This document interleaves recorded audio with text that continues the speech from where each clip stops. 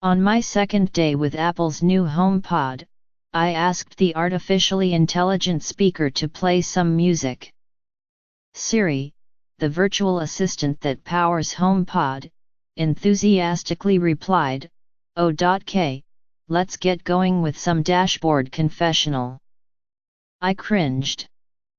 "Hey, Siri," I said. "Nobody likes dashboard confessional." Siri replied, "Sorry, I couldn't find the song Nobody Likes Dashboard Confessional." Then to my horror, HomePod continued playing a track by the emo rock band. At the time, I gave Siri a pass. After all, Apple's HomePod, a rival to smart speakers from Amazon and Google, is supposed to study your music preferences over time to create special playlists just for you. I had had only one day with HomePod.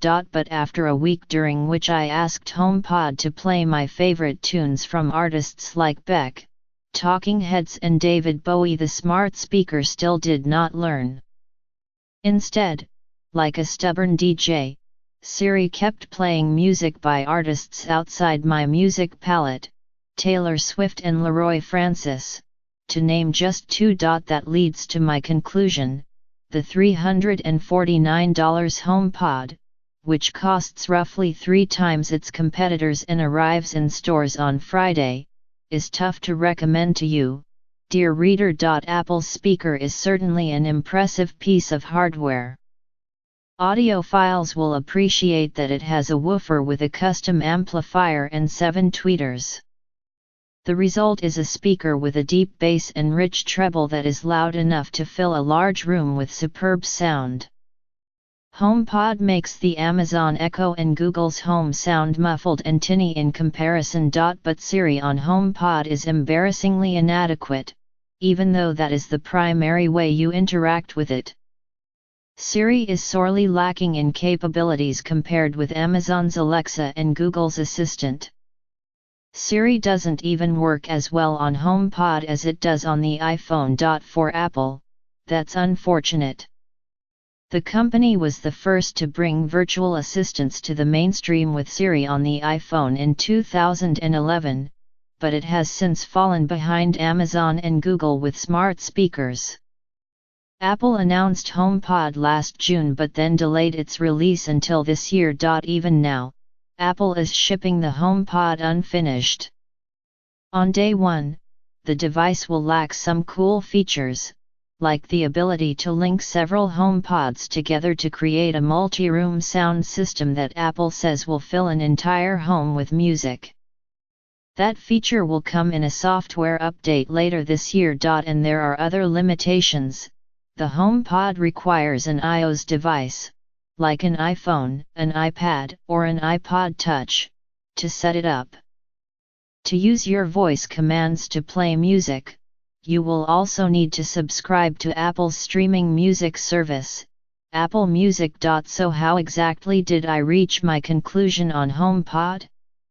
I tested it side by side with Echo and Home smart speakers, grading them on their ability to accomplish 14 tasks across several categories, including music, productivity, commuting, home automation and cooking.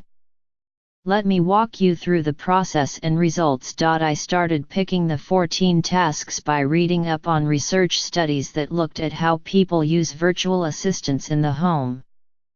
Activate, a management consulting firm, found the majority of people turn to virtual assistants to play music, get the weather and set a timer.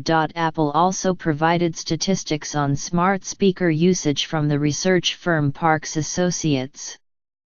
That report also found that playing music and getting the weather were the top uses of smart speakers, while roughly 20% of people enjoyed using them for tasks like accessing a calendar and searching for recipes. Amazon says most of its Echo customers use at least one skill, or third-party app.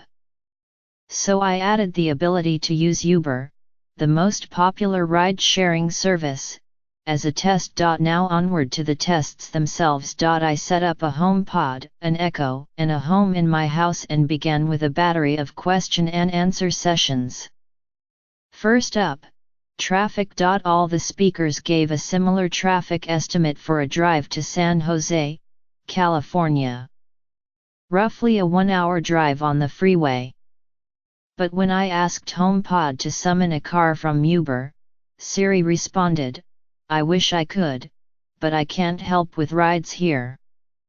The other speakers were happy to help, so I followed up with, "Hey, Siri, what gives?" HomePod's colorful touchscreen lit up to show it had heard my question, but Siri remained silent. Next, it was time for some cooking questions. All the speakers were able to flawlessly set a kitchen timer. But when I asked HomePod how to make pasta, Siri blanked and said, "I can't get the answer to that on HomePod." Google Home was more responsive. It gave me the steps for making pasta from the recipe site Genius Kitchen. Amazon Echo was even more accommodating. Alexa listed the ingredients for a pasta dish, including noodles, milk, and heavy cream, and offered to send the steps to my phone or play them aloud. Then it was time to move on to some work-related tasks. I asked Siri to schedule a meeting for Tuesday. Siri responded, "I cannot access your calendar from here." Sorry about that. It couldn't look at my calendar for the day, either.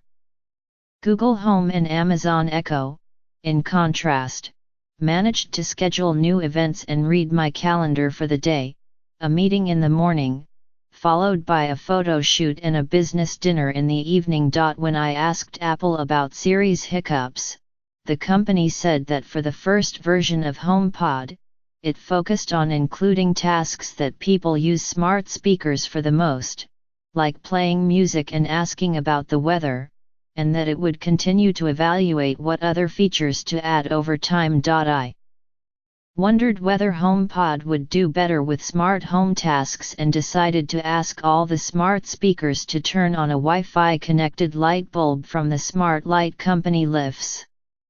In this test, HomePod got a higher score because setting up the smart light, which involved using the iPhone camera to scan a code on the instruction manual, was seamless and much easier than it was with Google Home and Amazon Echo, which required installing a third-party app. Bonus: the light turned on when I asked. One of the most crucial tests for HomePod had to do with audio. That's because Apple has long emphasized that the smart speaker is first and foremost a music player. Phil Schiller, Apple's head of marketing, said at a gathering at the company's audio lab last week that Apple started developing HomePod 6 years ago with the intention of making a speaker that specialized in playing music in a unique way. The project started well before Apple introduced other services like Apple Music, which was released in 2015, and HomeKit, the home automation platform that was unveiled in 2014, he added. Mr. Schiller said Apple wanted to stay true to the original goal of the project without ever compromising that it's a speaker first. All three speakers did great playing music. Echo, Google's Home and HomePod were each able to play specific songs by artists, generate playlists for specific artists or music genres, and play podcasts. HomePod got a higher score in audio with its superior sound quality factored in. Yet that's also where Dashboard Confessional came in and where HomePod's biggest shortcomings became apparent. Whenever I asked HomePod to play some music, it never played music that was relevant to my preferences or listening history. That wasn't the case with the Google and Amazon speakers. When I asked those speakers to play music, the gadgets simply resumed what I was last playing on Spotify, which was satisfying. Siri also had laughably awkward pronunciations of some artist names.